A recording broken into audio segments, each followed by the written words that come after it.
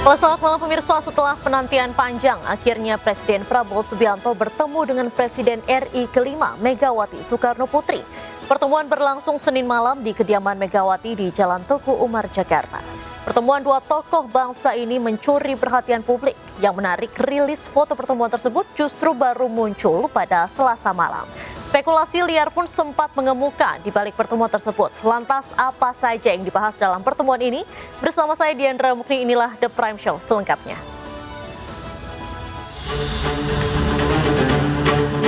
Semalam memang ada pertemuan silaturahmi antara Pak Prabowo dan Bu Megawati di kediaman Bu Megawati di Teguh Umar. Antara Pak Prabowo dengan Bu Mega memang hubungan selama ini baik-baik saja dan bersahabat. Ada pembicaraan Pak Prabowo sebelumnya bicara dengan Pak Jokowi begitu sebelum pertemuan dengan Bu Mega ini? Saya rasa enggak ya. Ibu Mega menyampaikan pengalamannya melakukan pemulihan ekonomi nasional yang ketika itu juga tidak gampang, dan Pak Prabowo sangat memperhatikan berbagai pandangan pengalaman yang pernah dilakukan oleh Ibu Mega dalam melakukan pemulihan ekonomi nasional. Di pertemuan Pak Prabowo dengan Ibu Megawati sangat baik, untuk kebaikan segala. Ya, kalau bisa berkumpul itu akan jauh lebih baik dibanding kalau tidak berkumpul.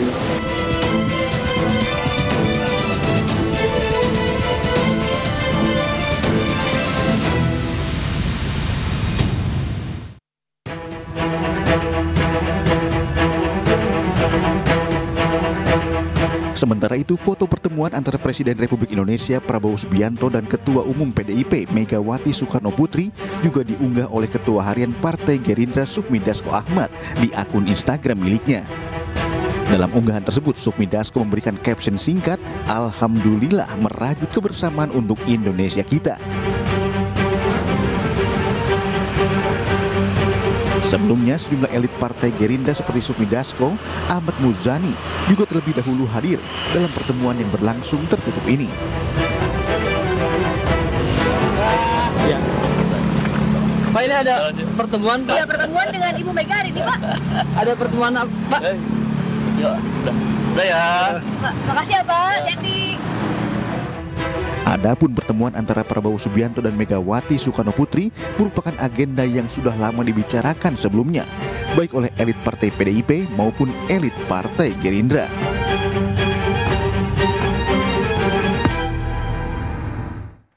Pemirsa, Ketua Harian Gerindra Sufmi Dasko Ahmad mengungkap isi pertemuan Presiden Prabowo Subianto dan Ketua Umum PDIP Megawati Soekarno Putri yang terjadi pada Senin malam kemarin. Ya, kawan-kawan sekalian, semalam memang ada pertemuan silaturahmi antara Pak Prabowo dan Bu Megawati di kediaman Bu Megawati di Teguh Umar. Pertemuan silaturahmi dalam rangka Hari Raya Idul Fitri. Ya, kalau semalam ini kan antara Pak Prabowo dengan Bu Mega memang hubungan selama ini baik-baik saja dan bersahabat. Sehingga ya pertemuan semalam itu adalah pertemuan kekeluargaan, kerabat dan hangat, sehingga tak terasa waktu berjalan lumayan lama semalam dan banyak yang dibahas oleh kedua tokoh ini. Apa saja nih Pak?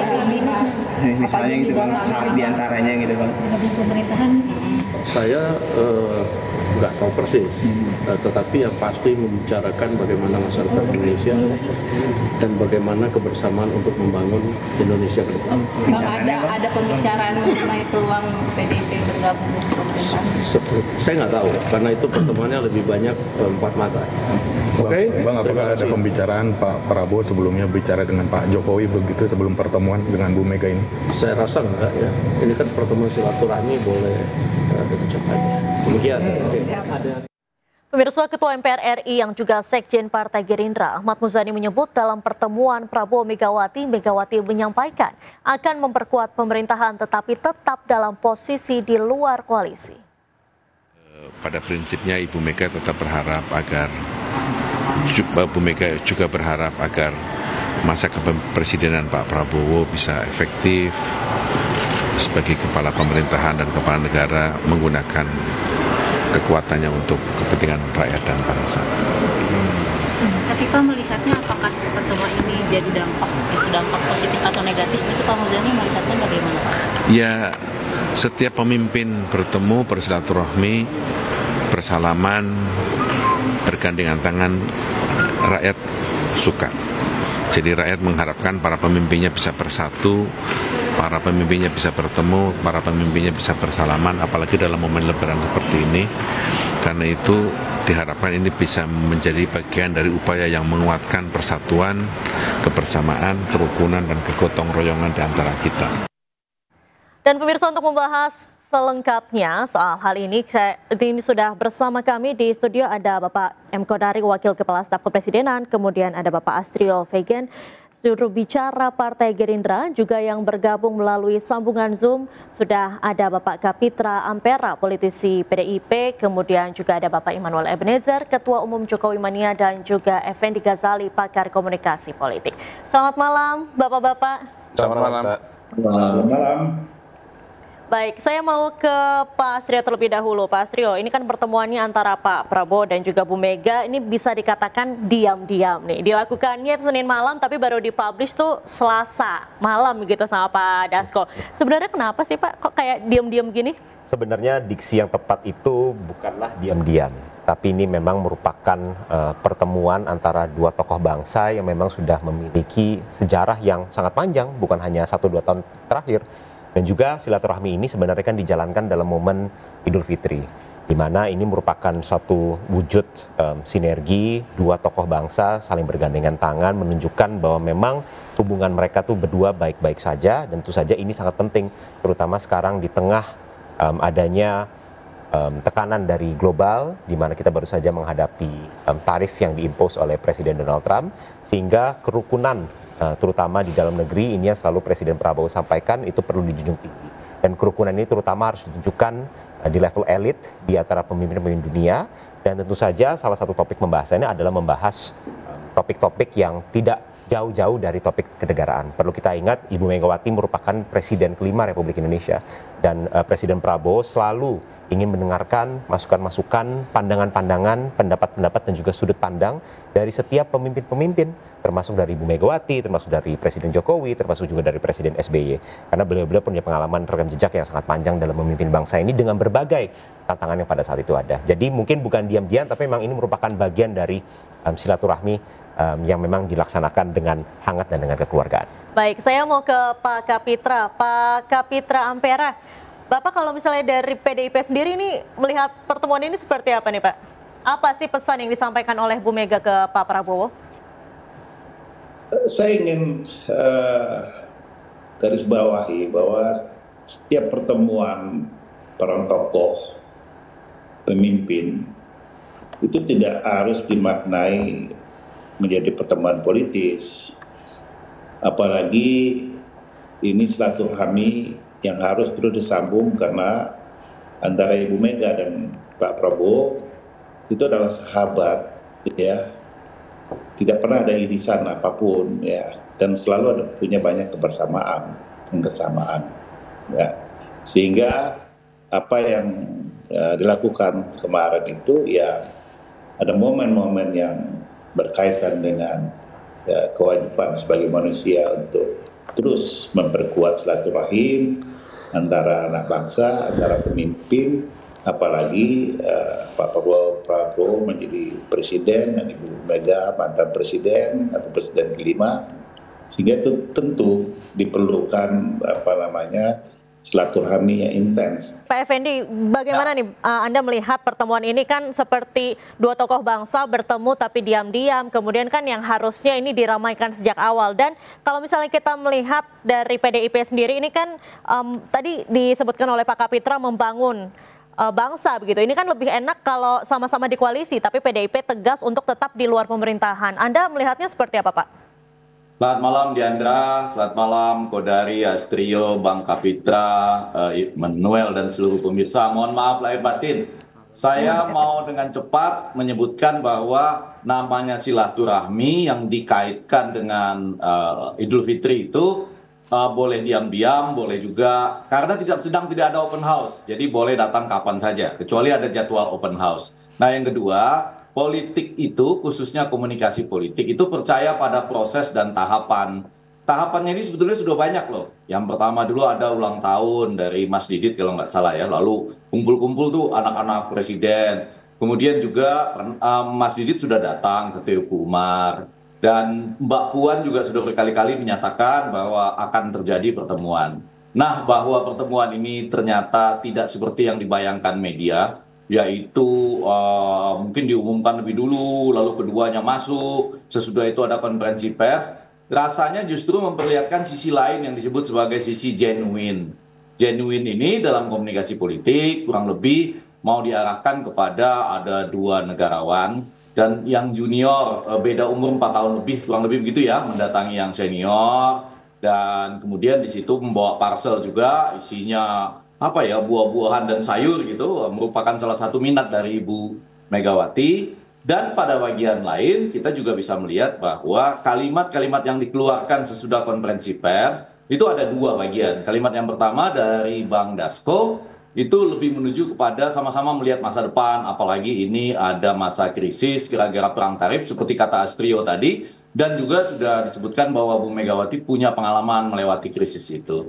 Nah, tetapi yang bagi civil society, Diandra, itu mungkin jauh lebih menarik apa yang disampaikan oleh Sekjen ya, Pak Muzani yang sekarang adalah di MPR, bahwa walaupun mendukung pemerintahan ini ya, tentu saja dalam kesulitan maupun dalam masa untuk mendahulukan kepentingan rakyat, tetapi memilih untuk tidak berada di dalam koalisi. Jadi setidaknya di DPR sana kita punya dua kelompok lah yang sama-sama mendukung pemerintah, tapi sementara tidak ada dalam koalisi, yaitu PDI Perjuangan, dan kemudian juga saya mendengar Pak Surya Paloh juga menyatakan demikian.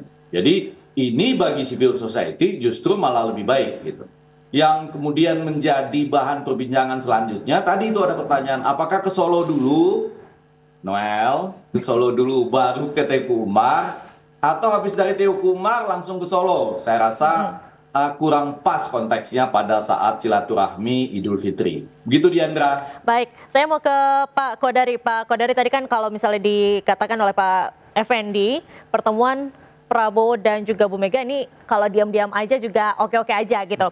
Nah, pertemuan Prabowo Bu Mega ini kan kalau misalnya kita lihat secara historis ini selalu dinamis, bahkan ada yang namanya diplomasi nasi goreng gitu.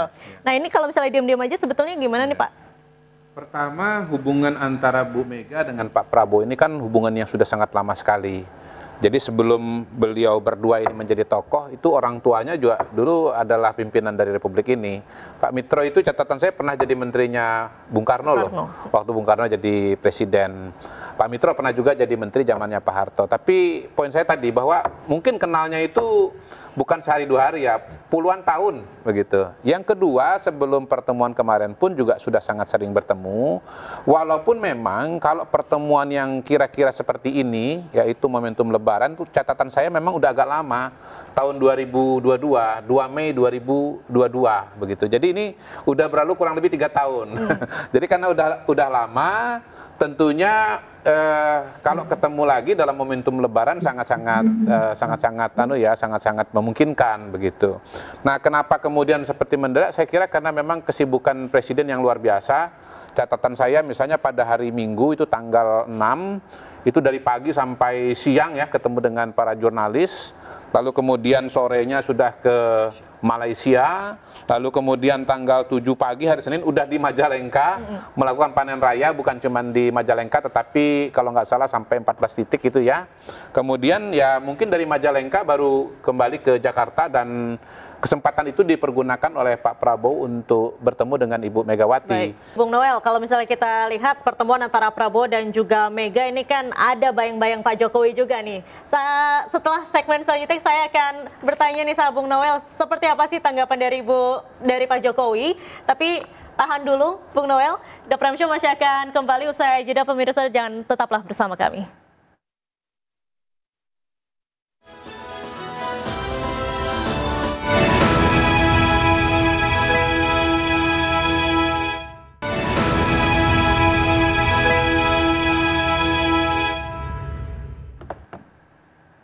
Anda kembali di The Prime Show pemirsa. Presiden RI ke-7 Joko Widodo mengapresiasi pertemuan antara Presiden Prabowo Subianto dengan Presiden RI ke-5 Megawati Soekarno Putri.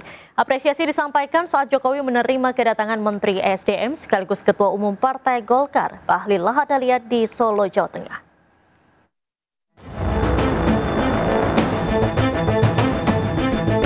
Menteri ESDM sekaligus Ketua Umum Partai Golkar Bahlil Lahadalia sowan ke kediaman Presiden ke-7 RI Joko Widodo di Solo, Jawa Tengah. Bahlil hadir bersama keluarga untuk bersilaturahmi dengan keluarga Presiden Jokowi Selasa malam. Dalam pertemuan keduanya, Presiden ke-7 RI Joko Widodo mengapresiasi pertemuan antara Presiden Prabowo dan Megawati.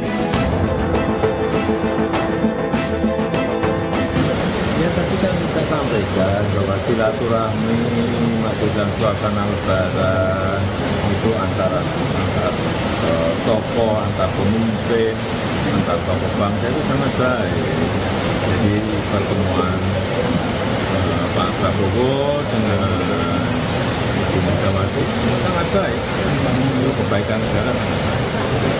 Ya, kalau bisa berkumpul itu akan jauh lebih baik dibanding kalau tidak berkumpul.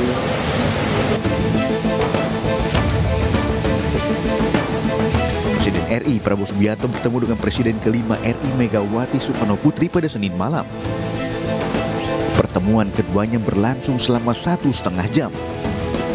Pertemuan dilakukan secara tertutup di kediaman Megawati di Teguh Umar, Menteng, Jakarta Pusat.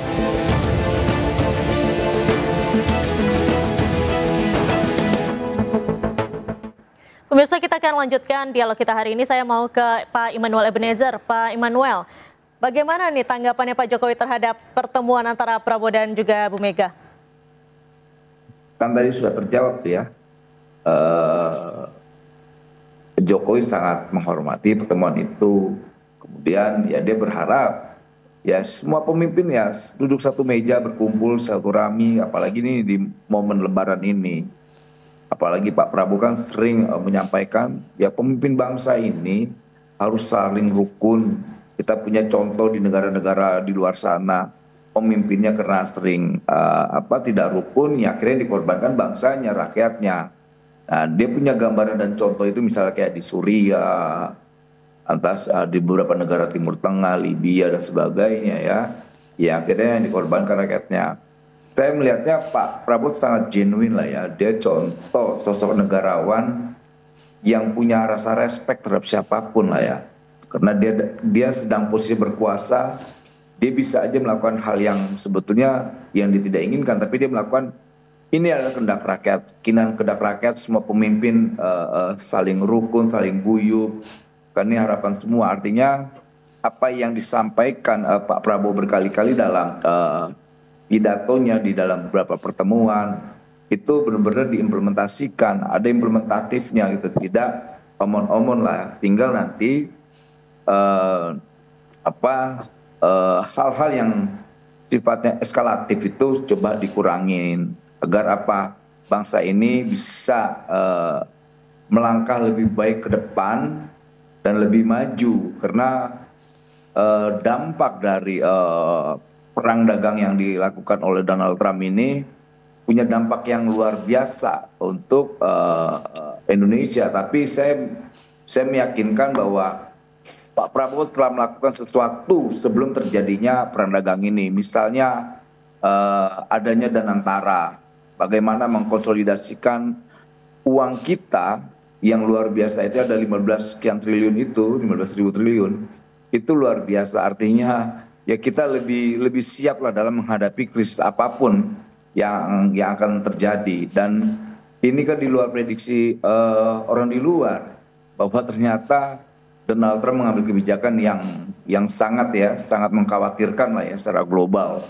Nah, momentum lebaran ini sangat-sangat genuine lah. Tinggal nanti kita ke depan PDIP yang tidak di dalam pemerintahan ini kan sebetulnya mitra strategis pemerintah Pak Prabowo gitu. Jadi nggak mesti juga harus di dalam pemerintahan, karena di dalam atau di luar pemerintahan itu sama berkualitasnya, sama bermoralnya dan sama bagusnya. Karena pemerintahan yang bagus itu harus ada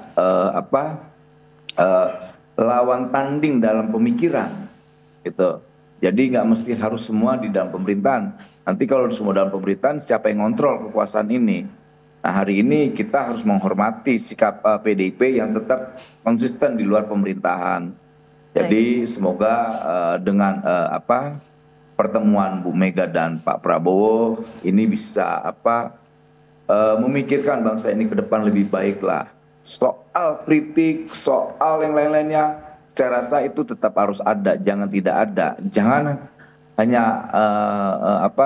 pertemuan ini malah tidak ada kritik, itu repot juga kita. Yang nggak boleh itu ya fitnah, menghina dan sebagainya. Karena saya yakin lah ke depan nanti kita butuh kader-kader bangsa yang modelnya seperti Pak Prabowo, dia datangin tuh. Ini kan Pak Prabowo dan Bu Mega ini kan sepertinya kan bukan pimpinan partai, tapi seperti adik kakak. Karena berkali-kali Pak Prabowo menyampaikan bahwa Bu Mega itu kan kakaknya. Gitu, apalagi disambut oleh Pak Jokowi.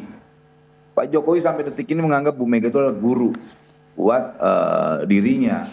Ya udah saling ketemu Allah, saling guyup, itu juga diinginkan rakyat lah. Baik. Pak Effendi, sepakat nggak dengan pernyataan dari Pak Ebenezer kalau pertemuan antara Pak Prabowo dan juga Bu Mega ini tidak ada bayang-bayang Jokowi nih, Pak?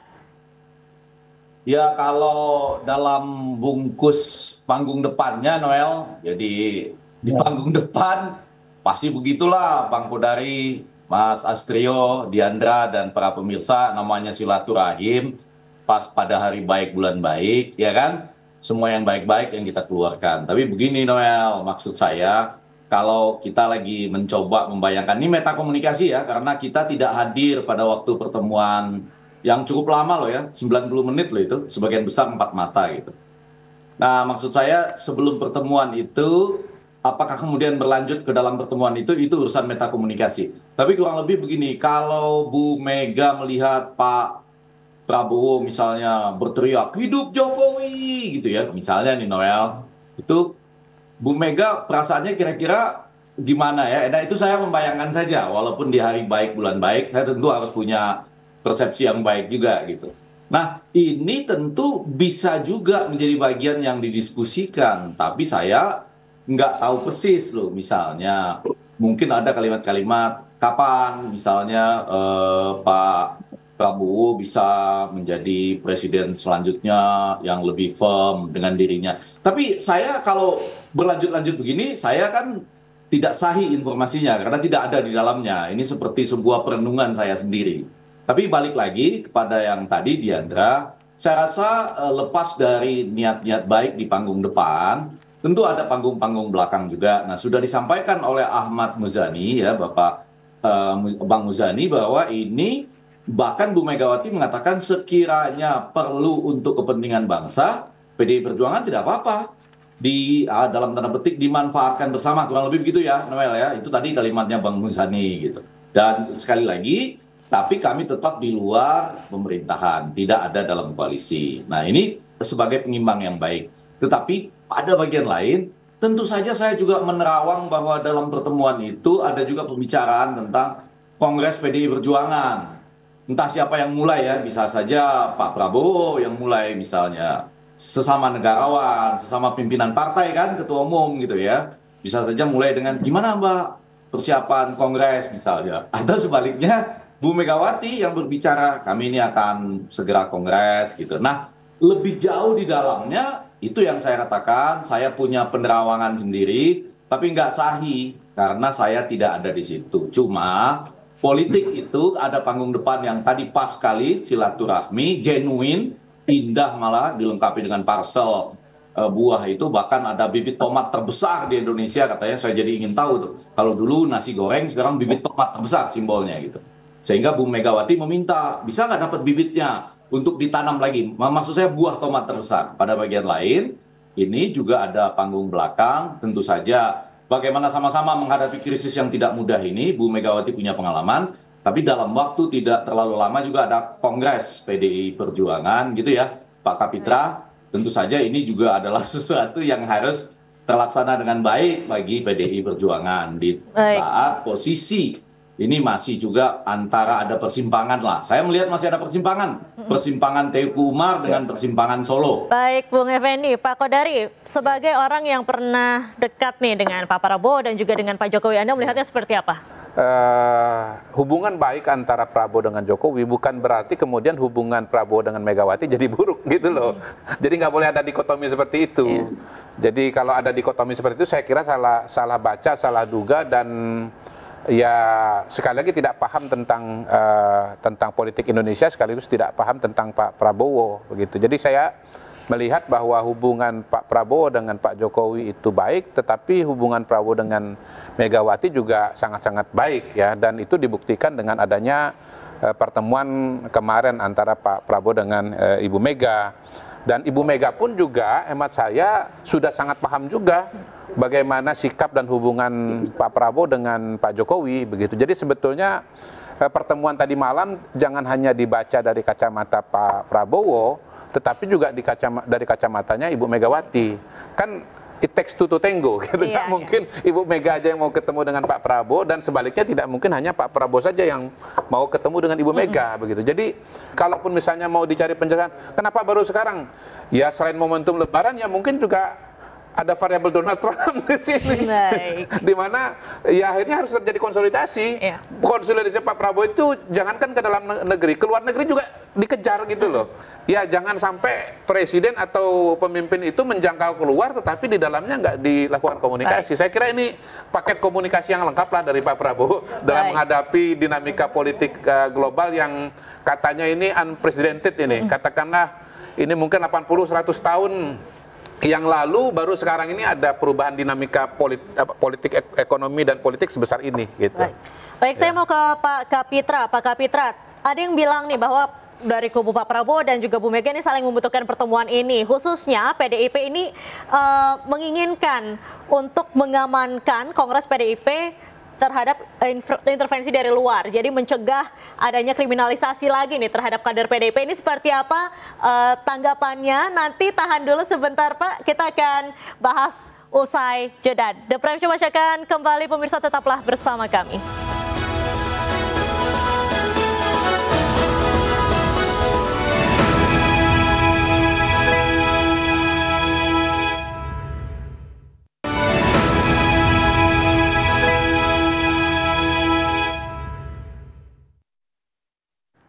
Terima kasih Anda masih menyaksikan The Prime Show bersama saya Diandra Mukni. Pemirsa, kami akan melanjutkan dialog kita hari ini.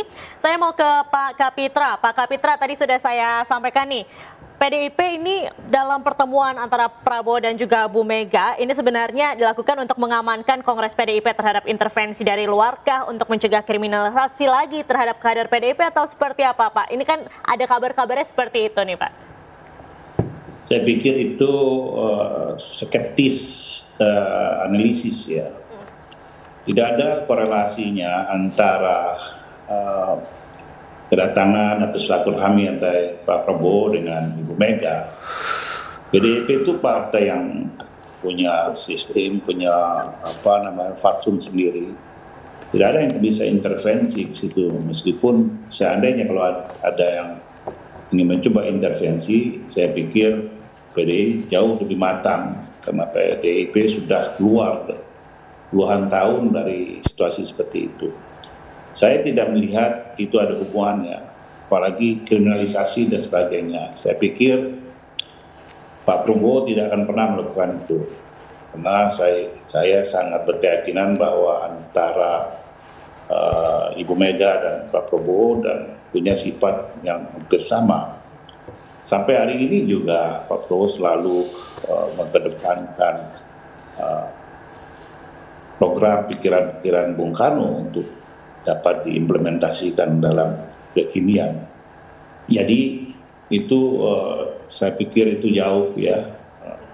Apalagi saya yakin juga bukan sifatnya Pak Prabowo untuk mengintervensi partai lain. Karena beliau juga ketua umum partai, tentu juga tidak mau partainya diintervensi.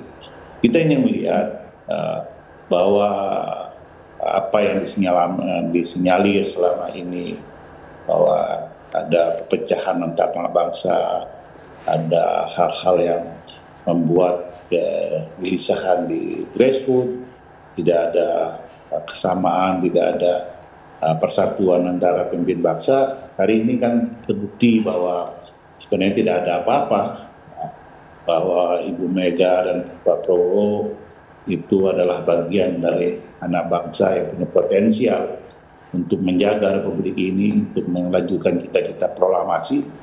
Saya pikir itu malam ini terjadi. Jadi tidak ada perpecahan sebenarnya. Ya. Yang ada adalah mungkin posisi dalam pemerintahan dari luar pemerintahan. Tapi itu juga menjadi amanah undang-undang. Ya.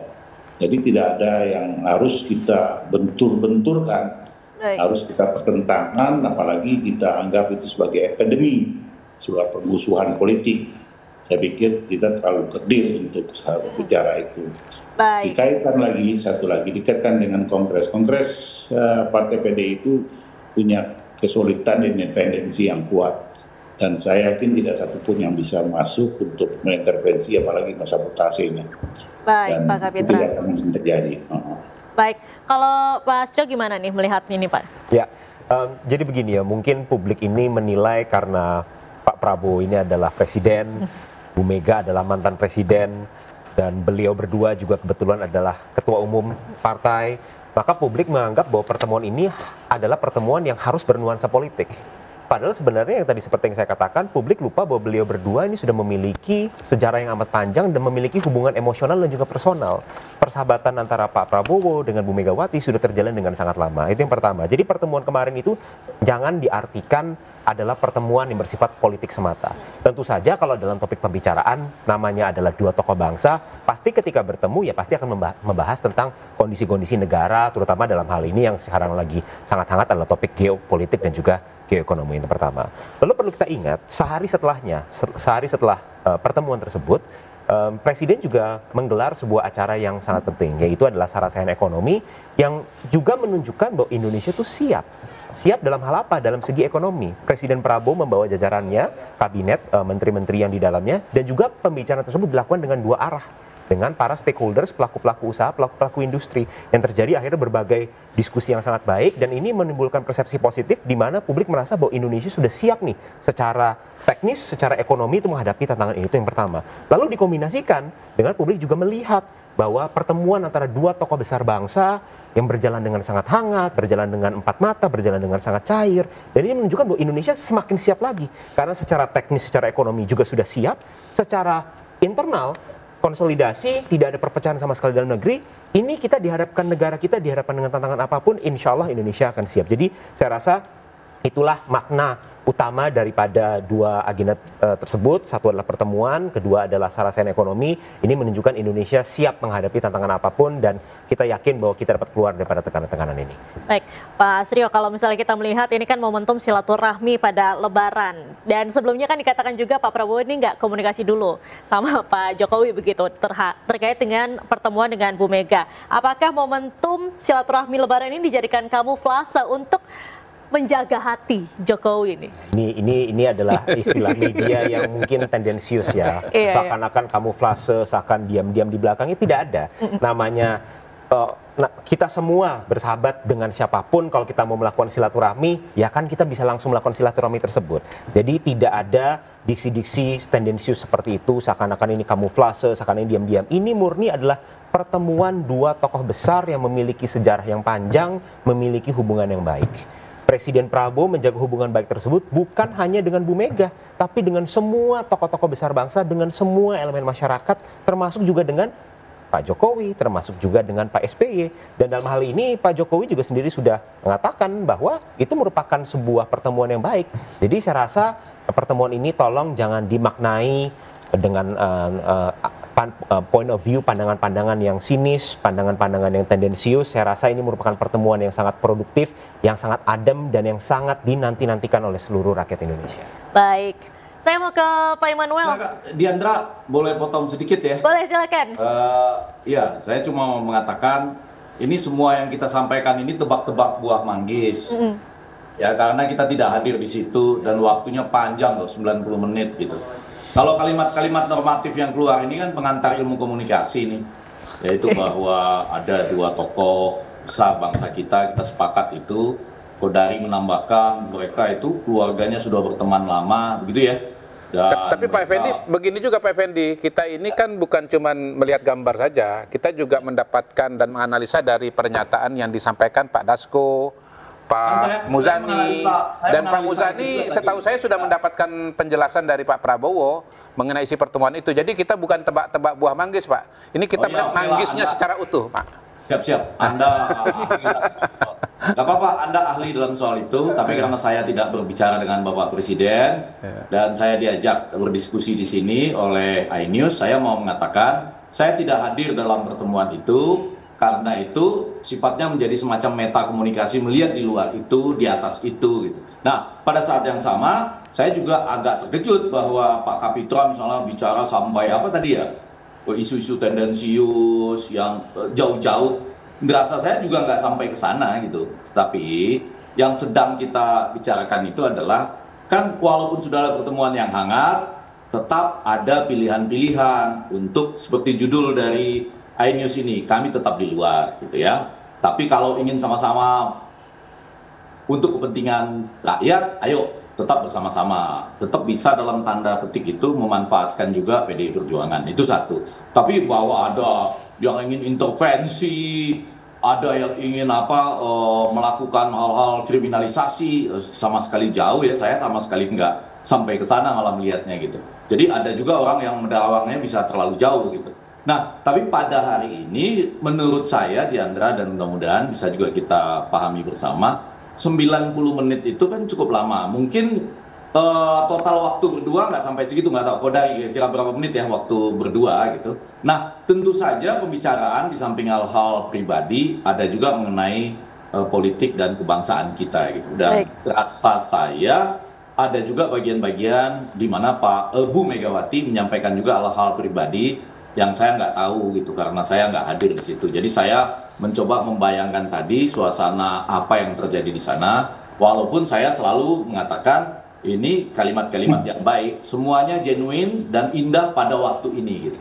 Nah, sesudah itu nanti kita lihat lagi bagaimana episode-episode selanjutnya. Demikian Diandra, Bang Kodari dan Astrio. Baik, Pak Effendi, saya mau ke Pak Emmanuel. Prabowo udah silaturahmi nih ke Pak Jokowi dan juga Bu Mega. Pak Jokowi ada rencana nggak silaturahmi ke Bu Mega? Bung Noel. Siapa nih, saya? Iya. Saya? Iya. Gimana pertanyaannya? Pak Prabowo ini kan sudah silaturahmi nih ke Pak Jokowi dan juga ke Bu Mega. Pak Jokowi ada rencana nggak silaturahmi sama Bu Mega? Kalau Pak Jokowi itu sangat open, jangankan ketemu Bu Mega, ketemu tukang sayur aja dia mau, ketemu dengan tukang tambal ban aja mau kok. Tapi gini,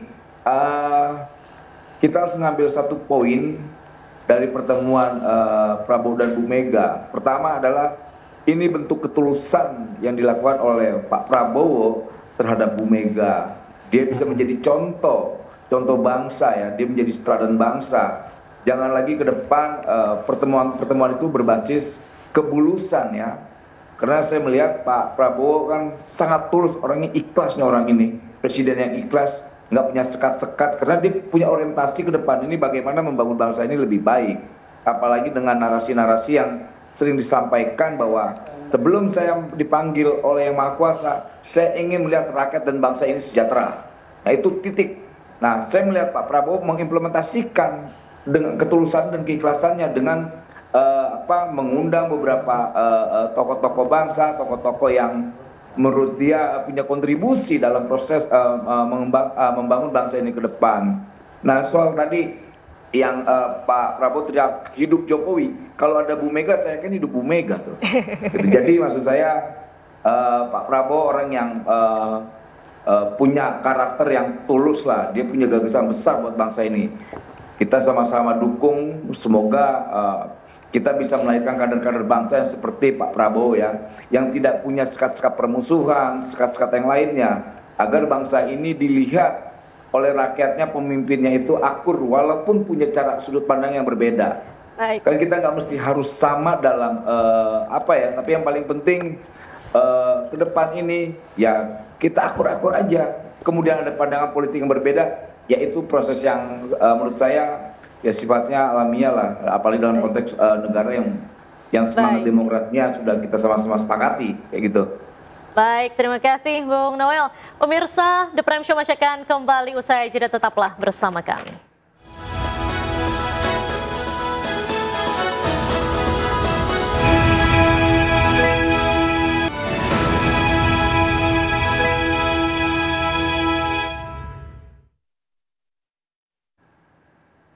Pemirsa, Anda kembali menyaksikan The Prime Show bersama saya Diandra Mukni. Kita akan lanjutkan perbincangan kita hari ini. Saya mungkin mau ke Pak Kodari. Pak Kodari, singkat saja closing statement terkait dengan hal ini gimana nih Pak?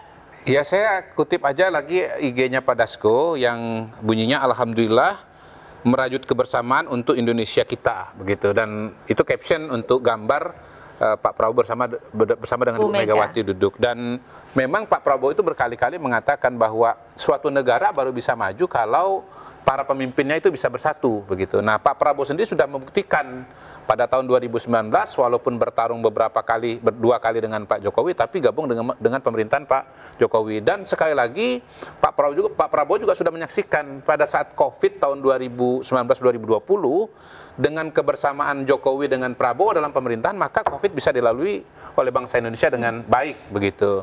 Nah, sekarang kita menghadapi dalam tanda kutip krisis baru.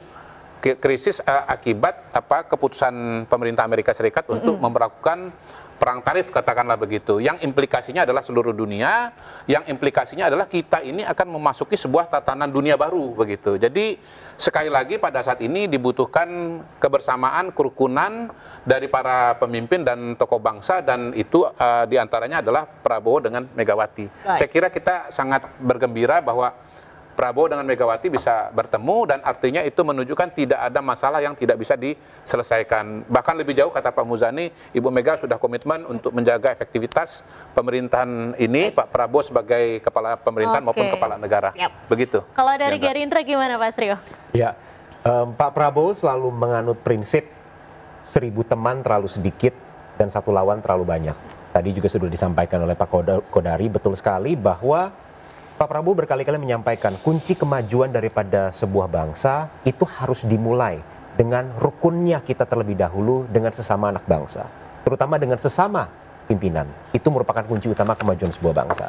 Yang terakhir adalah saya juga ingin mengajak seluruh warga Indonesia untuk bantu mendoakan, karena hari ini kebetulan baru saja Presiden bertolak ke Timur Tengah, ke beberapa negara di Timur Tengah untuk memperjuangkan salah satunya adalah agenda daripada saudara-saudara kita yang di Palestina, bagaimana caranya Indonesia dapat berperan dan berkontribusi untuk dapat mengakhiri kejaman perang yang sedang bergejolak sekarang di Gaza. Itu yang pertama. Kedua adalah Presiden juga sedang membawa agenda bagaimana caranya mengkonsolidasikan kekuatan dari mitra-mitra global untuk bersama-sama menghadapi tekanan yang hari ini dilancarkan oleh Amerika Serikat, bukan hanya kepada Indonesia, tapi kepada seluruh negara di dunia.